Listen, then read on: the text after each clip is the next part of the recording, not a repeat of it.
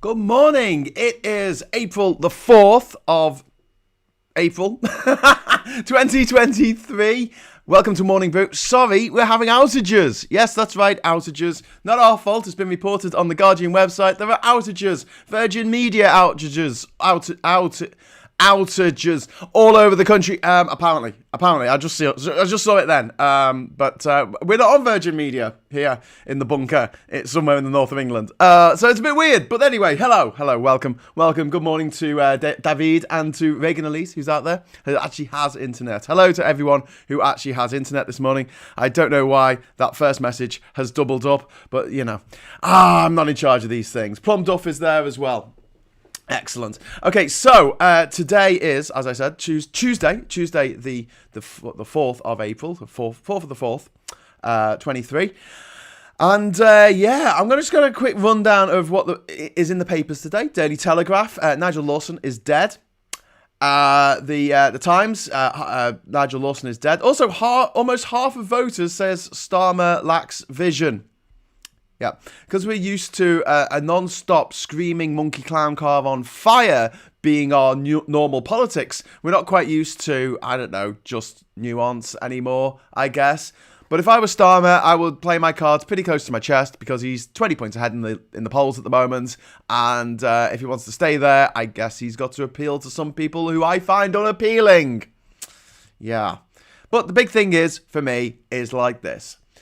When the next election comes and Labour get in, perhaps, we hope, maybe, who's going to be easier for people like you and me to lobby, to communicate with? Because the Tories is shut off. Unless you're a millionaire, you cannot affect anything the Tories do. Think about that for a moment. Unless you are a millionaire, you cannot affect anything the Tories plan to do. If you are a millionaire, you can bribe them. You can get the PPE contracts off them. You can make sure that the taxpayers have to pay for your nonsense about, we're going to collect all the carbon. We're going to collect the carbon, put it under the ground. It's unproven science, but, we've got a can-do attitude and we can do it. Yeah. Labour, on the other hand, are a lot more susceptible, weak. I don't know. What's the word you want to use? They're more likely to listen to people like you and me when we say, "Oi, what are you doing that for?" When we protest, they'll actually sit up and pay attention, rather than just say, "Oh, we don't care." When they're caught out in a lie, it'll be a big deal. Okay, think about it for a moment. If one of the Labour MPs had been done for anything that the Tory MPs have been done for recently, it was brought to my attention that 2 years ago, Natalie El Thicko of Dover fame, the one who reckons that the massive Brexit queues in Dover, which are caused by Brexit, aren't caused by Brexit. Okay, what are they caused by? Because there's literally people have to go, and instead of just handing over the passport and it being seen, it has to be gone through and stamped. And if you're like me and you've got a 48-page passport and it's got a lot of stamps in, that can take a long time. I know most people aren't like me, but even if you don't have any stamps in it, they've still got to flick through 32 pages and see when you were last in the EU to make sure that you haven't outstayed your 90 days in 180 days that our government decided that that's all we should be allowed to do in our own freaking continent. Now just imagine. I was just talking about El Thicko. She was actually done for giving misleading statements before a judge in the trial of her sex case husband, who's also called, I think it was Michael El Thicko, wasn't it? Her husband, or did he play Boone? I can't remember. Anyway, he's in jail, or he was in jail for his crimes, his sex crimes, because he's a sex case, now on a sex offenders register. She was married to him. Good choice of partner there, love. And then she stuck up for him, along with a bunch of other Tory MPs. 4 of them, I think, said, yeah, he's great. And they were suspended for 1 day from Parliament for doing that. 1 day. Look, my point is this. If the Labour lot tried 1/8 of that kind of shenanigans, not only would we be all over them, but the media would be all over them. They wouldn't be allowed to get away with anything. And this is the big difference between the right and the left, no matter, how you come at this and go, Starmer's not doing the things I want him to do. He's not doing the things I want him to do. But his government is going to be more accessible and more accountable than the Tories. And do you know what? Right now, That's all I want. That is all. I'll just take that. You know, PR, UBI, the EU, they can all wait. The first thing I need is a government that listens and a government that is accountable and is held accountable when it messes up. We have members of this government, the Tories, at the moment, right?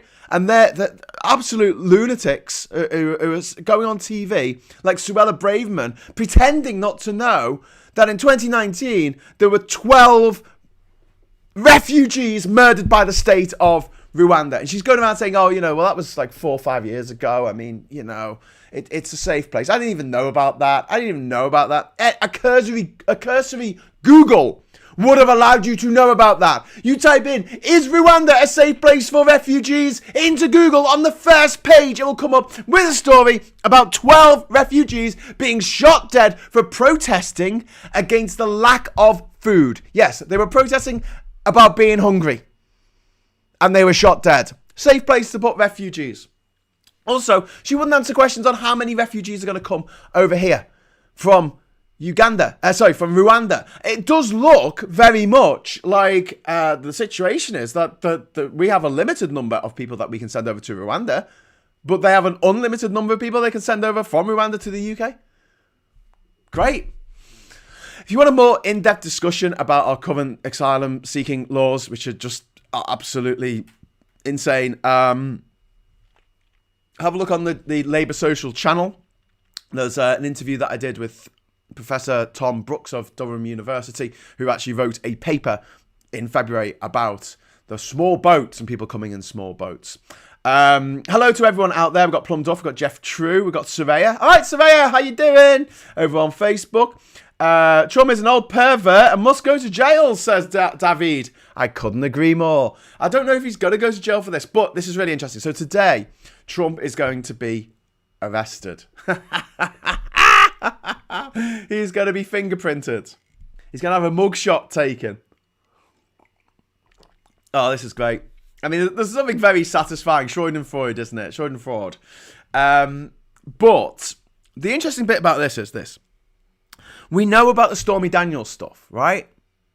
We know that he paid hush money to Stormy Daniels. His lawyer, Michael Cohen, has already gone to jail for this, for the same offence, the exact same offence. And it's not that the hush money was paid. That was probably legal in America because America, whatever.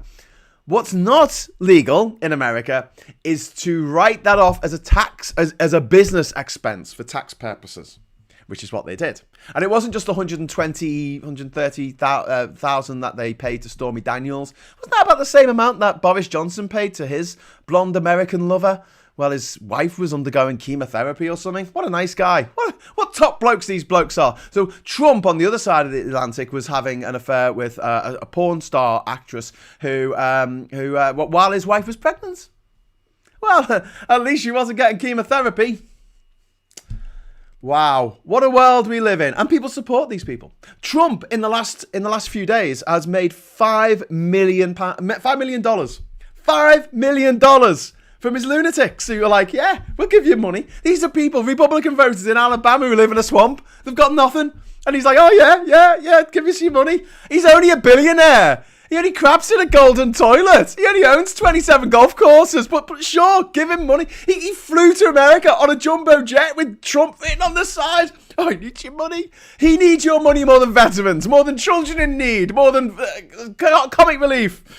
He needs it more than the donkey sanctuary in Cornwall. I mean, this guy needs his money. He needs the money off you. He needs you to... Not a cult.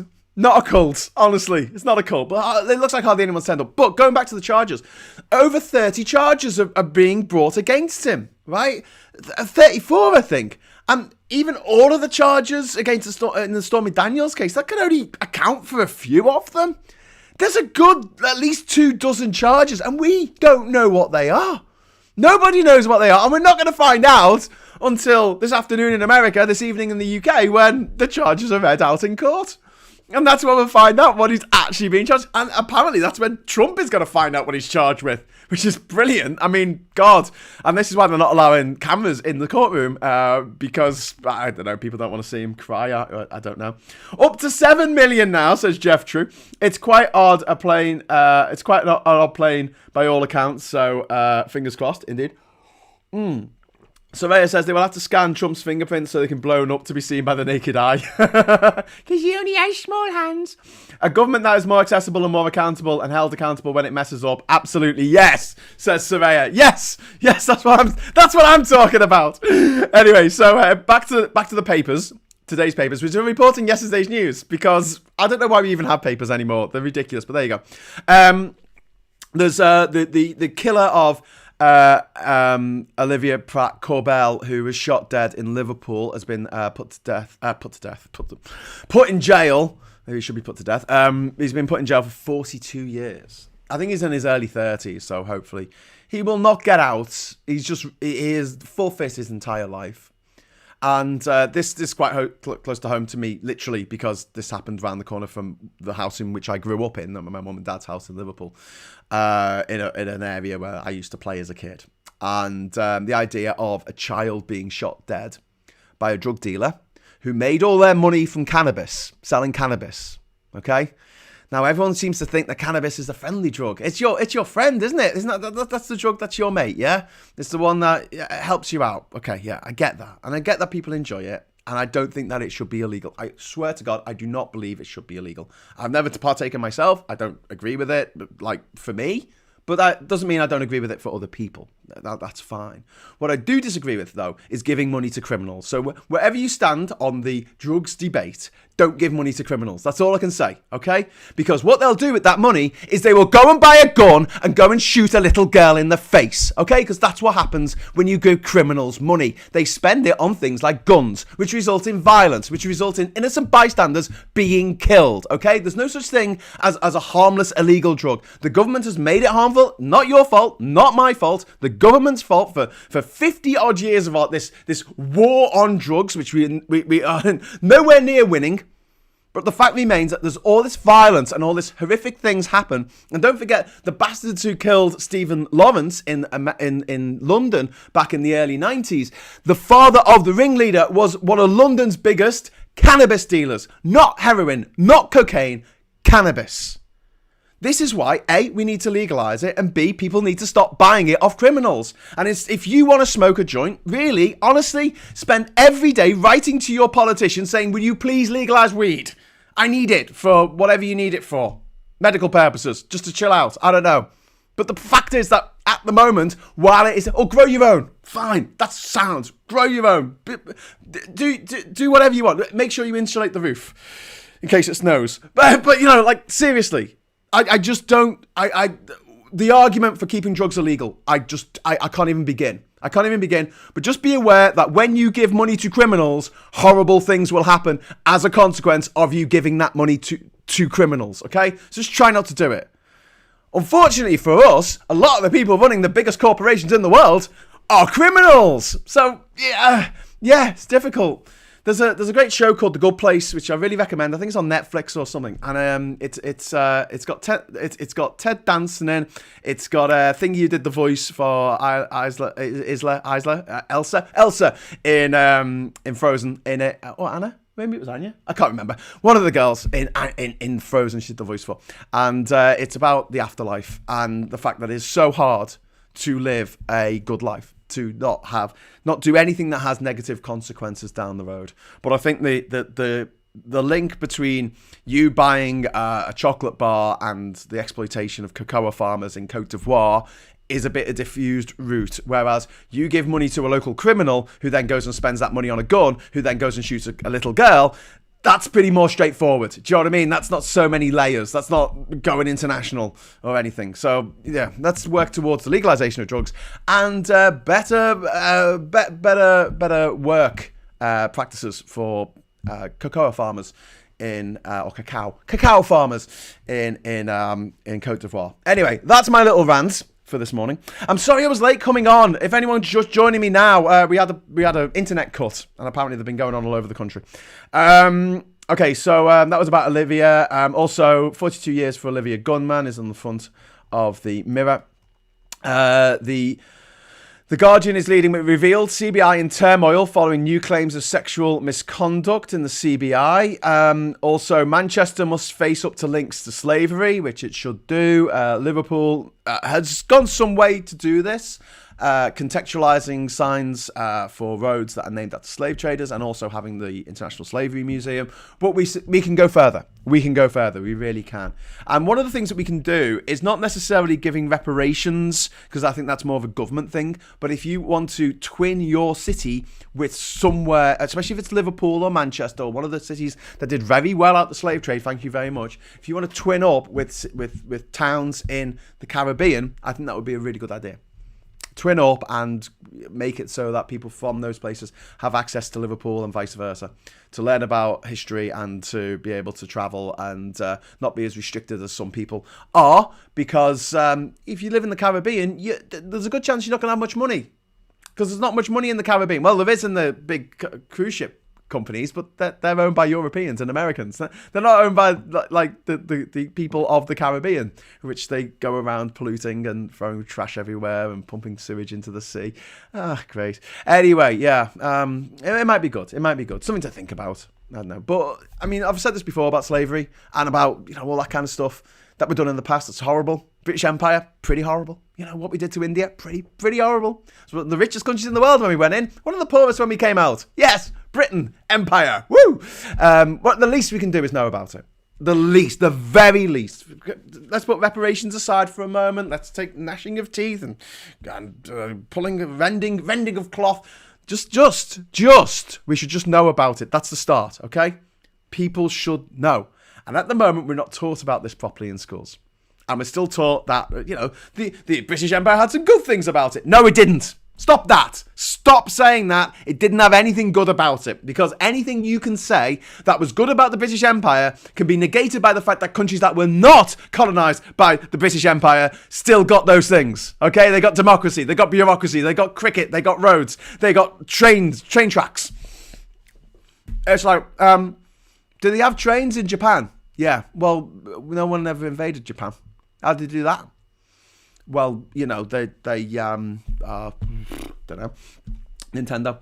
Anyway, sadly, I am dependent on cannabis. It's the only truly antidepressant that I've known. I really wish it was legal. I've written to the MPs about this issue. Yeah, number 3, I absolutely agree with you. I think it should be legal. Like yesterday. It's one of the things that I think would be an easy win for the Labour Party if they put it into their manifesto. Listen, guys, we're going to legalise weed. We'll be like, shit, okay, yeah, we'll go for that. In Thailand, they used to have very, very restrictive rules and lots of foreigners put in jail for possessing weed or smoking weed. And, it's one of those drugs that's pretty difficult to do on the sly, I guess, because it's not like cocaine where you can just go into a cubicle and no one knows. Like, cannabis stinks. Like, you can smell cannabis from a mile away. And that's why so many people get caught with it. But in Thailand, they've legalized it because they were just like, look, we can't win this war on drugs. If you can't beat them, join them. And actually, Thailand's economy has picked up. One of the reasons why is because they've legalized cannabis. And people are going to Thailand and people are selling cannabis and, I don't know, bricks and cakes and spliffs and whatever you do with cannabis. But like, you can get gummy bears. There are gummy bears with cannabis in Thailand. But yeah, it's been legalized. And everyone's like, okay. And the people who wanted to take cannabis are still taking cannabis. The people who didn't want to take cannabis, like myself, are still not taking cannabis. And one of the things that winds me up is when people go, "Oh, Graham, you just want to legalize all these drugs so you can take them," and I'm like, "No, just what?" It's like me saying, "Oh well, I want vodka to remain legal." Well, Graham, you just want that so you can drink vodka. I don't like vodka. I don't want it. You want to have vodka? That's fine. I think it tastes like ethanol. I don't like it. It reminds me of being sick as a teenager in the park with a bottle of lemonade that we poured some vodka in, which is never a good idea.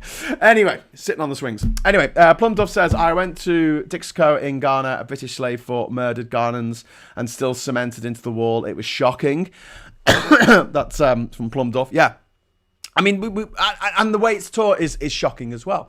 Yeah, so if somewhere like Liverpool had like a twinning, you know, when they did the twin town thing, but a bit more extensive than that, with the British, with the places where that Britain exported slaves from in West Africa, like Ghana, like Nigeria, and also over in the Caribbean. Places like Grenada and the St. Vincent and the Grenadines and St. Lucia and Barbados. These were all British colonies. They were all British under British rule, and the indigenous people, the Caribs, were slaughtered. There are no Caribs in the Caribbean. The Caribbean is named after the people who used to live there, who were called the Caribs. They are no more. They exist in DNA form in some way with the Garifuna people of Belize and Guatemala, but you know, in general, the Caribs are gone. They're gone. They were wiped out. They were displaced by slaves that were forced to go there by the British and the French and the Dutch and the Spanish. Not good. Really not good. Really, really not good luck, guys. Gotta say, biggest crime ever committed by humans. And I said this, I think yesterday. The Holocaust took place over the course of about 6 or 7 years. The slave trade went on for over 200 years. 200 years. Anyway, the water companies need to be taken to task for wrecking our waterways. Yes, I was looking at the map on the BBC. So if you go onto the BBC website, there is a story about wet wipes. But more importantly, it has a map on it of where all the sewage discharges were across the country in the last year. Well, last year, 2022. And oh my God, it's just horrific. And yes, there is a little river down by me here, just down the road from the bunker. And yeah, there was a sewage discharge where the bridge is that goes over there. There's a little sort of pebbly sort of beach by the bank, I guess. Not a beach. There's a pebbly bank at the side of the river that our stepdaughters used to go and play in that area, and we're just seeing that actually no, that they're pumping sewage. They've pumped sewage into that exact area. You can zoom in on the map and it gets very detailed. Sewage, raw sewage. And we need to start calling. We need to take a leaf out of Donald Trump's book. And I don't mean causing an insurrection or cheating and working with the Russians to defraud the American voters. No, I'm talking about making up names for people like, Crooked Hillary, which stick. So we need to call them the Tory Sewage Party. Okay? Oh, you're voting for the Tory Sewage Party. Because no one likes sewage. There is no part of the political spectrum that is the we love sewage part of it. There's parts of it that are we hate ethnic minorities, we hate Jewish people, we hate Muslims, we hate gay people, we hate trans people. Yeah, they're all on the spectrum. So don't use that. Don't use that. Use sewage. Everyone hates sewage. No one wants sewage anywhere near them. We are a nation of NIMBYs. Call them the Tory Sewage Party. That's it. That's the name from now on. And when people go, oh, you can't call them that, go, we'll call it sewage to put in the water. And Nigel Lawson, who died yesterday at the age of 91, was the guy who privatised our water companies.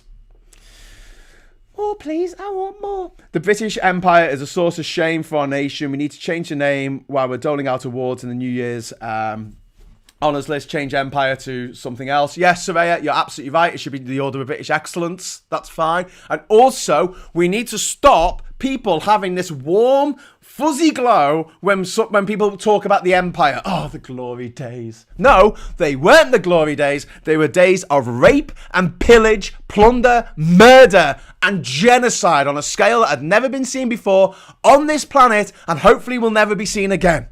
That's what our Empire was. That's what it was. People go, oh, but the good thing. No. I want British people to not feel good about the Empire. I want them, when people hear the word Empire, I want the feeling inside most normal, pleasant British people to be the same feeling that a German would feel when you use the word Holocaust. That's what I want.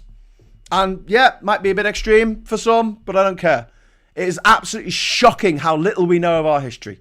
And today I read about a rapist, a 17-year-old rapist, who was given litter picking duty for like 270 hours. What's that, 3 weeks or something? He's got to go and pick litter up for a few weeks for raping a 13-year-old girl on multiple occasions by the looks of things. But because he was a first-time offender, the judge said, oh, well, you got to think of... He's wrecked that girl's life. and he gets litter picking duty, community service. Go and pick some litter up. If you said to someone who's an out, Gary Glitter, absolute nonce, pedo, what's his name, Epstein. If you said to Epstein, listen, mate, if you go out and pick up litter every day for a month, you can rape a 13-year-old girl. They'll go, oh yeah, actually, that works for me. So why is it the other way around? This is a crime that should come with a massive sentence on a par with murdering someone, because you've ruined someone's life. You've destroyed their life. And this is someone said about the lack of rape convictions in London meant that in London rape had effectively become decriminalised. I think it was Yvette Cooper. Effectively decriminalised. This is Tory Britain. 13 years of Tory Britain. The party that's supposed to be big on law and order. Yeah, right. Look, crime is through the roof. There's sewage in our waters. There's people trying to go on holiday and they can't. They can't go on holiday here because there's sewage everywhere. They can't go on holiday into France because every passport has got to be checked and stamped because of the Tories. They've wrecked this place. They've absolutely wrecked it. And all they want to do is go on about culture wars. Culture wars, culture wars, culture wars. And I don't know if you saw it, or listened to it, but Keir Starmer was on the radio yesterday, and he was asked about trans issues again. Oh, by that cow thing from Hitchhiker's Guide to the Galaxy that wants to be eaten, known as Nick Ferrari. He was asked about trans issues, and he made a good point. He went, no one cares. Obviously trans people care, and their allies like myself, we care, but like, is this really what's keeping the majority of people awake at night, or is it the cold? Is it the hunger in their bellies? If you go around the country and go, what are the most pressing issues that are going on at the moment? No one says trans issues. They're too busy just trying to put one foot in front of the other and live their life, despite what the government is doing to make it more and more difficult to do that. It's difficult to be with the people that we love, the person that we love, live our lives the way we want to, get the jobs that we want to. They're taking all that away, and they're going, oh, but look at the trans people. Look at the immigrants. Look at the people coming on boats. Weapons of mass distraction. So, yeah, next election, or even running up to the next election, the Tory sewage party. Oh, you're from this and if they knock on the door, unlikely in Liverpool, I've got to say, but, if they knock on the door, and you go, oh, are you from the Tory sewage party? Oh, okay. Can you tell us how much sewage you're going to be putting in our streams, in our rivers, in our watercourses, in our reservoirs, in our beaches over the next few years? If you get in again and you just keep doing that, because heaven forfend, the shareholders of these water companies have to go without their massive dividends every year, and they actually use that money instead to clean up their act, so there wasn't so much sewage going into our watercourses. Something that didn't happen when we were in the EU. I feel like I barely scratched the surface with what's been going on over the last day or so. I mean, I spoke about Trump a little bit. We've got the UK summer holidays going to be hit by more passport delays after new strikes, which is great. Britain is on strike like I can't remember since like the 80s. It is just everyone going on strike. And there's I'm just having a quick look to see if there's anything else that I want to pick up today. But the main thing is Trump's arraignment. Arraignment? Is that the right word? Arraignment. I might come back on later. I don't think I will, because if it was literally footage from the court, it might be fun for me to do a little bit of a commentary, like I do sometimes for Prime Minister's Questions. However, since I don't think they're letting video cameras into the court, I won't probably be doing that. But let's discuss that tomorrow on the show. We'll be talking about what Trump has actually been charged with, which, like I say, we don't know. Nobody knows. Maybe Trump knows. I don't know. I don't know if Trump knows. I don't know who knows. Anyway, I'm going to leave you to go and listen to James O'Brien over on LBC. The news should be finished now and the adverts before he starts. Andrew says, Nicholas Lim. Okay. Order of the British people, always sex excellence. £20 for me. Thank you very much, number 3. Yes, I got a super chat. Carry on up the Khyber is last text referring to the satirising the last days of the Raj. Yes, very good, actually. My life was destroyed as a child. I know what you mean. That's from number 3. And I can't wait to watch the next stream. That's from David. Oh, thanks very much, David. So thanks very much for watching. There'll be more content going online over the next week, and I'll be filming stuff. I'll be going out during the day, filming stuff with politicians and with YouTubers and TikTokers, influencers, content coming your way. And also our Patreon page, which is going to be patreon.com/Labour Social, easy to remember, will be going live in the next few days as well. So I'll let you know about that. But until next time, which will be tomorrow at 9:30, I'll say thanks for watching, and hello, good evening, welcome, and goodbye.